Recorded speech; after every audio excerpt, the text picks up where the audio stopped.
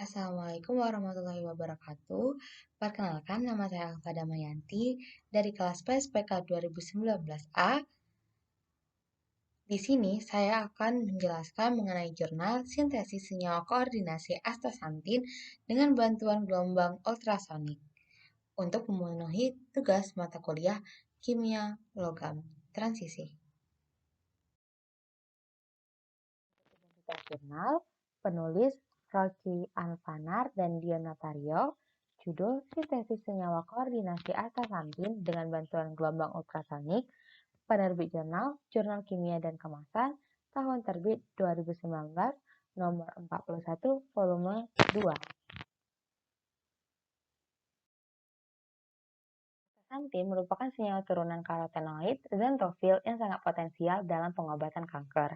Meskipun memiliki aktivitas anti kanker yang cukup menjanjikan, namun masih dapat dilakukan upaya peningkatan aktivitas anti kanker astaxanthin dengan melakukan rekayasa. Aktivitas anti kanker dapat ditingkatkan salah satunya dengan melakukan kompleksasi dengan logam. Sebagai contoh, kompleksasi antara Mn2 positif dan emodin yang terbukti meningkatkan aktivitas emodin bahkan lebih besar daripada cisplatin. Mengapa hal ini dapat terjadi? Hal ini dapat terjadi karena adanya efek sinergi antara obat yang mempunyai mekanisme aksi spesifik dan logam yang mampu berfungsi sebagai katalisator atau koenzim dalam reaksi-reaksi biokimia yang menjaga keseimbangan cairan sel. Gabungan dua mekanisme aksi antara obat dengan logam mampu menghasilkan efek sinergi yang selanjutnya menghasilkan senyawa kimia dengan aktivitas obat yang lebih baik. Oleh karena itu, dengan menggabungkan astaxanthin dengan logam menjadi senyawa kompleks, diharapkan terbentuk suatu kombinasi dengan aktivitas anti kanker lebih tinggi. Di mana langkah awal untuk menghasilkan senyawa anti kanker dengan bahan astaxanthin adalah dengan melakukan sintesis menggunakan bantuan ultrasonik. Sintesis astaxanthin dilakukan dengan 4 tahapan. Yang pertama, ekstraksi astaxanthin.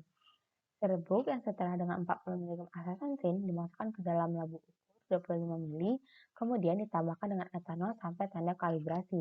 Campuran ini disonikasi dengan kekuatan 21 Hz pada interval waktu 5-40 menit. Setelah itu dilakukan pengukuran absorbansi dengan spektrofotometer pada panjang gelombang 475 nanometer. Pada tahap kedua dilakukan preparasi senyawa kompleks astaxanthin dengan ion logam. Kompleks astaxanthin disiapkan dengan ion logam Fe3 positif, Mn2 positif, dan Zn2 positif. Astaxanthin dilarutkan dalam etanol kemudian direaksikan dengan masing-masing logam pada perbandingan mol 1:1. Reaksi dilakukan dengan bantuan gelombang suara atau ultrasonikasi pada kekuatan 50% selama 20 menit pada suhu kamar. Selanjutnya dilakukan analisa senyawa kompleks astaxanthin dengan spektroskopi UV vis. Serapan pada panjang gelombang 300 nm sampai 600 nm untuk mendapatkan pola spektrum dan panjang gelombang maksimum. Pada tahap yang terakhir, analisis gugus fungsi senyawa kompleks astaxanthin dengan FTIR. Astaxanthin dan kompleks astaxanthin diukur menggunakan FTIR dengan metode ATL. Pengukuran ini dilakukan pada bilangan gelombang 350 cm pangkat min 1 sampai 4000 cm pangkat min 1. Sintesis Fe3 positif dengan astaxanthin menghasilkan perubahan warna larutan.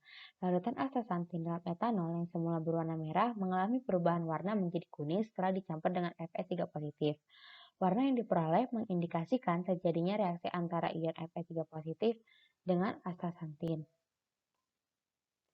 Hasil berbeda terjadi pada larutan hasil sintesis Mn2 positif dengan astaxanthin dan Zn2 positif dengan astaxanthin.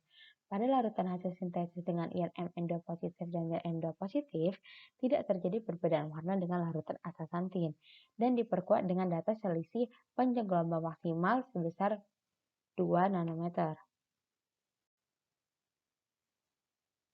Perubahan warna pada kompleks Fe3 positif didukung dengan pergeseran panjang gelombang dari 475 nanometer menjadi 355 nanometer.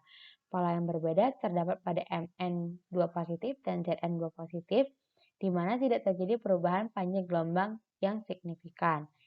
Perubahan warna secara teoretik dapat dijelaskan dengan interaksi orbital D dengan D, di mana berdasarkan muatan ion Fe3 positif memiliki jumlah elektron pada orbital D sebanyak 5.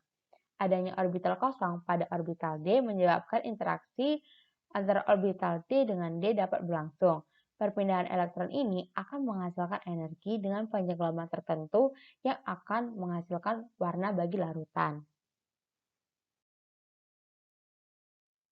Astaxanthin dan kompleks astaxanthin dianalisis menggunakan FTIR untuk mengetahui gugus fungsi yang terbentuk.